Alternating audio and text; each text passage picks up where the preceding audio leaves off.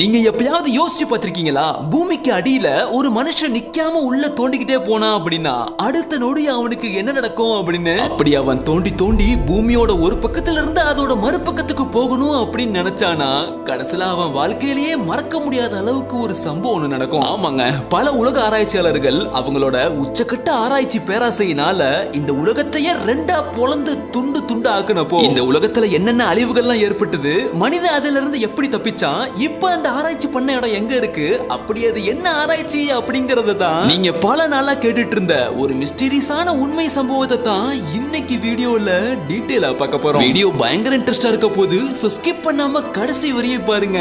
Welcome to IR Tamil.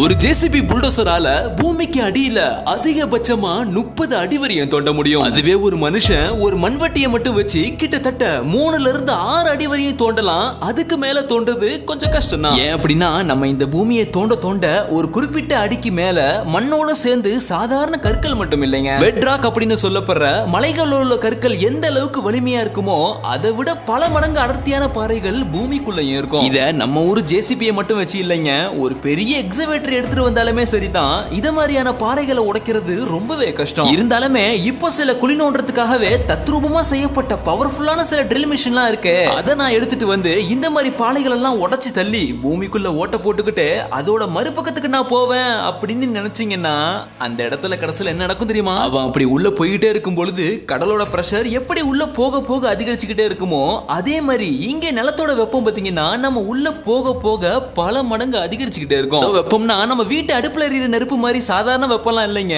நம்ம சூரியனை நோக்கி போகணும் அப்படின்னு நினைச்சா எந்த அளவுக்கு வெப்பம் அதிகரிச்சுக்கிட்டே போகுமோ அந்த அளவுக்கு பூமிக்கு அடியிலையும் வெப்பம் அதிகரிச்சுக்கிட்டே இருக்கும். இதனாலேயே பல நாடுகள் இந்த பூமியை பத்தியான ஆராய்ச்சிகளை விட்டுட்டு ஸ்பேஸ பத்தியான ஆராய்ச்சிகளை தான் ஆர்வம் காட்ட ஆரம்பிக்கிறாங்க. ஆனா இந்த நாடுகள் எதுக்குமே தெரியாது, இன்னும் கொஞ்ச நாள்லயே மனுஷன் இந்த பூமியோட ஒரு பக்கம் பொளந்து ஓட்ட போட்டு அடுத்த பக்கம் வரப்போறான் அப்படின்னு. அதுலயும் குறிப்பா 90 காலகட்டத்துல அமெரிக்காக்கும் இப்போ ரஷ்யான்னு அழைக்கப்படுற அப்ப இருந்த சோவியத் யூனியனுக்கும் நடுவுல யார் அறிவியல்ல பெரிய ஆளு அப்படின்னு பாக்குறதுக்காக பல நாடுகளுக்கு மத்தியில பல போட்டிகள் எழ ஆரம்பிக்குது. கேப்ல ரஷ்யா பாத்தீங்கன்னா நம்ம பேச்சை விட்டுட்டு செயல்ல இறங்கி காட்டுவோம் அப்படின்னு ஒரு விலங்கை தயார் பண்ணி அதை ராக்கெட்ல ஏத்தி ஸ்பேஸ்ல பல மைல் தூரத்துக்கு அனுப்பி விடவும், அந்த பக்கம் இதை பார்த்து அமெரிக்கா பாத்தீங்கன்னா நீ என்ன விலங்க ஸ்பேஸுக்கு அனுப்புறது, நான் இப்ப மனுஷனை ஸ்பேஸுக்கு மட்டும் இல்ல நிலாவுக்கே அனுப்ப போறேன் அப்படின்னு ஒரு ஸ்டேட்மெண்ட்டை வெளியிட்டு அதே மாதிரி அனுப்பியும் காட்டுறாங்க. 1969 நடந்த இந்த சம்பவத்தை நம்மள யாருமே மறந்திருக்க மாட்டோம். ஏன்னா மனுஷன் முதல்ல நிலால கால வச்சது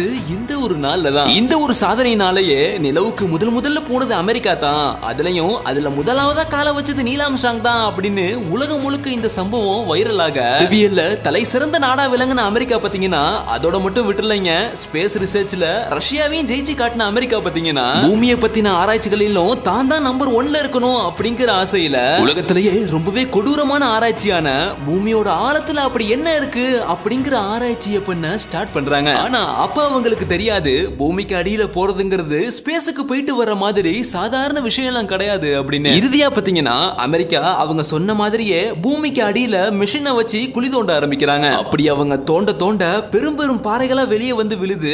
அதோட சேர்ந்து பாத்தீங்கன்னா ரொம்பவே சூடான மணல்களும் பாத்தீங்கன்னா அந்த குழிக்குள்ள இருந்து வெளியே வருது. கிட்டத்தட்ட அவங்க ஒரு 7 கிலோமீட்டர் அளவுக்கு குழியை தோண்டின அந்த சமயத்துல கொஞ்சம் கொஞ்சமா ஏறுற வெப்பத்தோட அளவு பாத்தீங்கன்னா திடீர்னு டபுள் மடங்கா அதிகரிக்க ஆரம்பிக்குது. இத கொஞ்சம் கூட எதிர்பார்க்காத அமெரிக்கன் கவர்மெண்ட் பாத்தீங்கன்னா இதுக்கு மேல இந்த குழியை தோண்டணும் அப்படின்னா கண்டிப்பா அதோட விளைவை நம்ம சந்திக்க வேண்டி வரும். இப்ப நீங்க உள்ள போன தூரமே போதும் அப்படின்னு 9.5 கிலோமீட்டர் தூரத்துக்குள்ள போன அந்த ஒரு ப்ராஜெக்ட பாத்தீங்கன்னா மொத்தமா இழுத்து மூடுறாங்க. இது எல்லாத்தையும் ஒரு பக்கம் நின்று அமைதியா பார்த்துட்டு இருந்த ரஷ்யா பாத்தீங்கன்னா இந்த அமெரிக்கா அந்த ப்ராஜெக்ட க்ளோஸ் பண்ண அதுதான் சரியான டைம் அப்படின்னு அமெரிக்கா கைவிட்ட அந்த குழி தோன்ற ப்ராஜெக்ட் மாதிரியே ரஷ்யா பாத்தீங்கன்னா அவங்க நாட்டுல ஒரு நல்ல இடமா செலக்ட் பண்ணி ஸ்கில்டு லேபர், எக்ஸ்பீரியன்ஸ்டு ஜியாலஜிஸ்ட் அப்படின்னு கிட்டத்தட்ட 3000 பேரை இந்த ஒரு ப்ராஜெக்ட்டுக்காகவே கொண்டு வராங்க ரஷ்யன் கவர்மெண்ட். இப்போ இங்க ஒரு முக்கியமான விஷயம் என்ன அப்படின்னா இவங்க இந்த ப்ராஜெக்ட் பண்ண போற இதே இடத்துல தான் நரகத்தோட வாசல் இருக்குன்னு சொன்னா உங்களால நம்ப முடியுமா? நான் சும்மாலாம் சொல்லலைங்க, இந்த வீடியோ முடியும் பொழுது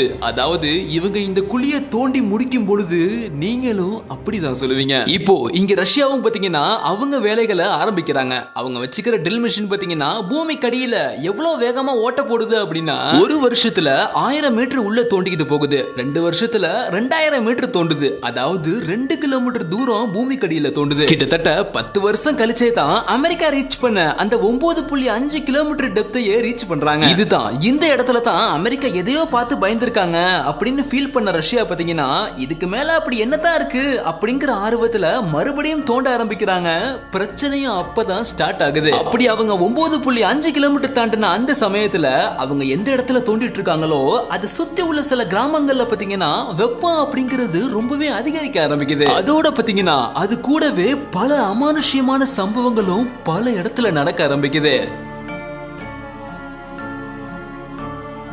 இதனால அந்த பகுதியை சுத்தி இருந்த சில ஊர் மக்கள்லாம் என்ன சொன்னாங்க அப்படின்னா, நீங்க இப்படி ஆழமான குழியை தேவையில்லாம தோண்டி பூமிக்கு அடியில இருக்கிற சில சாத்தான்லாம் கிளப்பி விட்டீங்க, அதுங்க தான் எங்களோட மொத்த நிம்மதியுமே கெடுத்துட்டு இருக்கு அப்படின்னு அந்த கம்பெனிக்கு வெளியவே பயங்கர போராட்டம் நடக்க ஆரம்பிக்குது. கிராமத்துல ஆரம்பிச்ச இந்த போராட்டம் பாத்தீங்கன்னா பல கிராமங்களுக்கு காட்டு தீ மாதிரி பரவி கிட்டத்தட்ட பல்லாயிரக்கணக்கான மக்கள் பாத்தீங்கன்னா கவர்மெண்ட்டுக்கு எதிராக திரும்ப ஆரம்பிக்கிறாங்க. இந்த போராட்டத்தை கொஞ்சம் கூட கண்ட்ரோல் பண்ண முடியாம மீடியாவோட கேள்விகளுக்கும் பதில் சொல்ல முடியாத ரஷ்யன் கவர்மெண்ட் பாத்தீங்கன்னா 1982ல இவங்க 11.6 கிலோமீட்டர் தூரம் பூமிக்கு அடியில தோண்டி இருந்த நிலையில இந்த ப்ராஜெக்ட்டை நாங்க மொத்தமா க்ளோஸ் பண்ண போறோம் அப்படின்னு ஒரு அறிக்கையை வெளியிடுறாங்க. இந்த விஷயத்தையும் எல்லாரும் மறந்து நாட்களும் அப்படியே கடக்க ஆரம்பிக்குது. அதோட தான் பாத்தீங்கன்னா அந்த மொத்த ஊர் மக்களுமே போராட்டத்தை நிறுத்தி அமைதியாகிறாங்க. அதோட அந்த ப்ராஜெக்டும் மூடப்பட்டு அந்த குழியையும் பாத்தீங்கன்னா சீல் பண்ணி ஒரு மூடியை போட்டு மூடுறாங்க. கிட்டத்தட்ட இந்த சம்பவம் நடந்து சரியா ஒரு வருஷம் கழிச்சு ரஷ்யன் கவர்மெண்ட் பாத்தீங்கன்னா நம்ம அமெரிக்கா தோண்டின குழியெல்லாம் விட தாண்டி பாத்தீங்கன்னா கிட்டத்தட்ட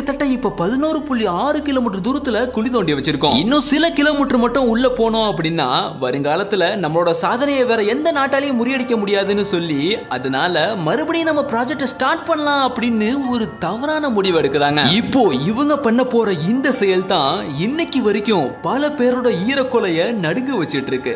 அப்படி அவங்க என்ன பண்ணாங்கன்னா அந்த இடத்துல பேய்களை பத்தி ஆராய்ச்சி பண்ற பல எக்ஸாசிஸ்ட கூட்டிட்டு வந்து அந்த இடத்துல ரிசர்ச் பண்ற மாதிரியே பண்ண வச்சு பாத்தீங்களா இந்த குழிக்குள்ள இருந்து எந்த பேயும் வரல ஒரு மண்ணும் வரல அப்படின்னு மக்கள் எல்லாரும் நம்புற மாதிரியே இத பார்த்தா இவ்வளவு நாளா பயந்துட்டு இருக்கீங்க அப்படின்னு அந்த ஊர் மக்கள் முன்னாடியே அந்த விஷயத்தெல்லாம் நிரூபிச்சு காட்டவும் மக்களும் அவங்க சொன்னதெல்லாம் நம்பி ஒருவேளை உண்மையா இருக்குமோ அப்படின்னு நம்பிடுறாங்க. மக்களும் கொஞ்சம் சமாதானம் ஆன மாதிரி தெரிஞ்சதுனால ரஷ்யன் கவர்மெண்ட்டும் பாத்தீங்கன்னா அவங்க பாதிலே விட்ட அந்த குழி தோன்ற ப்ராஜெக்ட மறுபடியும் கண்டினியூ பண்ண ஸ்டார்ட் பண்றாங்க. ஏற்கனவே 11.6 கிலோமீட்டர் வரையும் தோண்டிட்டோம், இதுக்கு மேல ஈஸியா 12ல இருந்து 13 கிலோமீட்டர் வரையும் உள்ள போயிடலாம் அப்படின்னு யோசிச்ச ரஷ்யன் கவர்மெண்ட்டுக்கு தெரியாது அவங்க கடந்த ஒரு வருடமா அந்த குழியை பராமரிக்காம விட்டதுனால 11.6 கிலோமீட்டர் தூரத்துல இருந்து 9.3 கிலோமீட்டர் தூரம் வரையும் குறைஞ்சு போயிருச்சு அப்படின்னு. அதாவது அந்த குழியோட ஆழத்துல சில மண் பாறைகள்லாம் ஒண்ணு சேர்ந்து அந்த குழியை கொஞ்சம் கீழே மூடிருச்சுன்னு சொல்லலாம். இருந்தாலும் இதை பார்த்து கொஞ்சம் கூட அசராத ரஷ்யன் கவர்மெண்ட் பாத்தீங்கன்னா பூமியை ஓட்ட போட்டு அந்த பக்கம் வந்தே தீர்வோம் அப்படின்னு வேலைகளை ரொம்பவே துரிதப்படுத்துறாங்க. அதோட விளைவா பாத்தீங்கன்னா ஒரே வருஷத்துல 9.3 கிலோமீட்டர் தூரத்துல இருந்து 12 கிலோமீட்டர் ஆழம் போனதுனால உலகத்திலேயே ஒரு பெரிய சாதனையை படைக்கிறாங்க ரஷ்யன் கவர்மெண்ட். இவங்க இப்படி வேலை பார்த்துட்டு இருக்கிற இந்த நேரத்திலேயே பாத்தீங்கன்னா 12 கிலோமீட்டர் தூரத்தையும் தாண்டி போலாம் அப்படின்னு நினைச்ச அடுத்த நொடி அந்த குழிக்குள்ள ஒரு லூபரிகன் ஜாம் ஏற்படுது. அதாவது அவங்க தோண்டி வச்சிருந்த 12 கிலோமீட்டர் தூரத்துல உள்ள அந்த குழியை பாத்தீங்கன்னா வெறும் 5 கிலோமீட்டர் தூரமா மாத்தி விடுது அந்த லூபரிகன் ஜாம். அதாவது அந்த லூபரிகன் ஜாம் பாத்தீங்கன்னா அதிகபட்சமா வெறும் மண்களை வச்சு தான் அந்த குழியை நிரப்பும். இதை பார்த்த ரஷ்யன் கவர்மெண்ட் இதுவும் எங்களுக்கு ஒரு சாதாரண விஷயம் தான் அப்படின்னு மறுபடியும் ஒரு 5 வருஷம் அந்த குழியை தோண்ட ஆரம்பிச்சு மறுபடியும் அவங்களோட அந்த பழைய 12 கிலோமீட்டர் தூரத்துக்கு வந்து வேக வேகமா தோண்ட ஆரம்பிச்சு இறுதியா 12.26 கிலோமீட்டர் தூரத்துக்கு போனப்போ திடீர்னு என்ன நினைச்சாங்களோ தெரியல, எங்களுக்கு இந்த குழியை இதுக்கு மேல தோன்றதுக்கு விருப்பம் இல்ல, இந்த ப்ராஜெக்டை இதோட நாங்க க்ளோஸ் பண்றோம் அப்படின்னு திடுதிப்புன்னு ஒரு முடிவு எடுத்து அந்த இடத்தை மூடி அதுக்கு மேல ஒரு சீலிங்கை வச்சு விட்டு போறாங்க. இதை பார்த்த பிரஸ் மீடியாலாம் திடீர்னு உங்களுக்கு என்ன ஆச்சு, ஏன் இந்த ப்ராஜெக்டை சடனா ஸ்டாப் பண்ணிட்டீங்க அப்படின்னு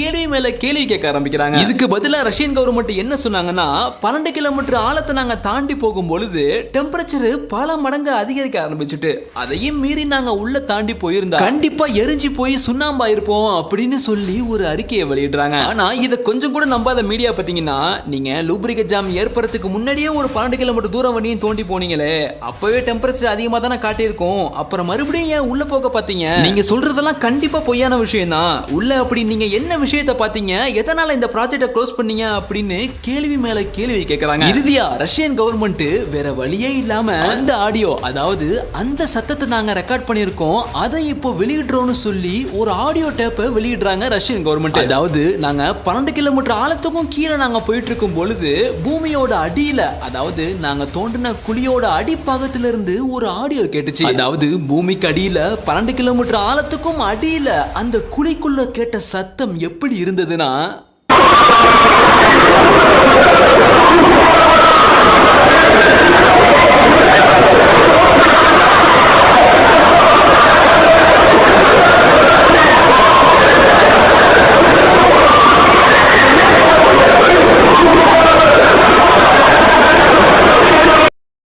எப்படி கேட்கறதுக்கே இது பயங்கரமா இருக்குல்ல. சில பேர் பாத்தீங்கன்னா இத மனுஷன் தேவையில்லாம குழியை தோண்டி தோண்டி கடைசியில நரகத்தோட வாசலுக்கே போயிட்டான் அப்படின்னு சில பேர் சொல்றாங்க. இன்னும் சில பேர் அளவுக்கு அதிகமா தோண்டினதுனால டெம்பரேச்சர் பிரஷரோட சவுண்ட் தான் எப்படி இருக்கும் அப்படின்னு கேஷுவலா சொல்லியிருக்காங்க. ஆனா எனக்கு என்ன தோணுதுன்னா, இந்த சத்தத்தை கேட்கும் பொழுது ஏதோ ஒரு மனுஷ கத்துற சவுண்ட் மாதிரி என்னால கேட்க முடியுதுங்க. அதனாலயே அங்க வேலை பார்த்தவங்க 1 இல்ல 2 இல்ல கிட்டத்தட்ட 3000 பேருமே பூமிக்கு அடியில என்னமோ ஒன்று இருக்கு அப்படின்னு பயந்து போய் எல்லாருமே சேர்ந்துமே அந்த ப்ராஜெக்ட்டை விட்டு வெளியே போயிட்டாங்க. அதுலயும் அங்க வேலை பார்த்தவங்கலாம் இந்த சத்தத்தை கேட்டதெல்லாம் தாண்டி அவங்க வேலை பார்த்த இடத்துல சில அமானுஷ்யமான விஷயங்களை பார்த்திருக்கவும் நிறையவே வாய்ப்பு இருக்கு. எது என்னவோங்க, நீங்க இந்த சத்தத்தை பத்தி என்ன நினைக்கிறீங்க?